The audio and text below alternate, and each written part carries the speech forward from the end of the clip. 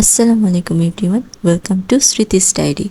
তো আমরা এবার ইন্ডিয়ায় এসেছিলাম আমার কাজিনের বিয়ে উপলক্ষে। আজকের দিনটা ছিল হলুদের আগের দিন।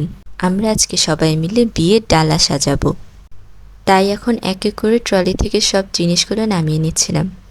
আমি এর আগে কখনোই কারো বিয়ের ডালা সাজাইনি, তাই আমি ভীষণ এক্সাইটেড ছিলাম। আর আমি এই ডালা সাজানোর জন্যই 2 দিন আগে চলে গিয়েছিলাম, যাতে বিয়ের আগের এই ছোটো ছোটো প্রিপারেশনগুলো মিস না করি। এখানে আমরা একটা একটা ডালাতে বিয়ের শাড়ি, বউ হাতের শাড়ি এভাবে রাখি, কসমেটিক্স রাখি আলাদা করে। আমরা কাজিনরা দেন ভাবি সবাই একসাথে মিলে এই কাজগুলো করতে খুবই ভালো লাগছিল। তবে এগুলো প্রপারলি র্যাপ করা একটু কষ্টের ছিল। এটা ছিল হলুদের জুয়েলারি। সব ডালাগুলো সাজানোর পর একবারে সবগুলো লাস্টে র্যাপ করছিলাম। আর আমার বড় ভাবি হলুদের শাড়িতে নৌকা বানিয়েছিল, এটা সবার খুব পছন্দ হয়েছিল। এভাবেই আমাদের সবগুলো ডালা সাজানো হয়ে যায়, তবে ফল আর মাছেরটা বাকি ছিল, ওটা পরের দিন সকালে করা হয়েছিল।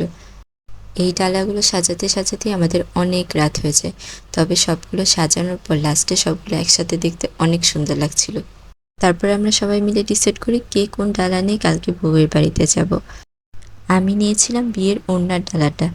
দেন সবাই যে যার পছন্দেরটা বুক করে নেয় পরের দিনের জন্য। Thanks for watching. আল্লাহ হাফেজ।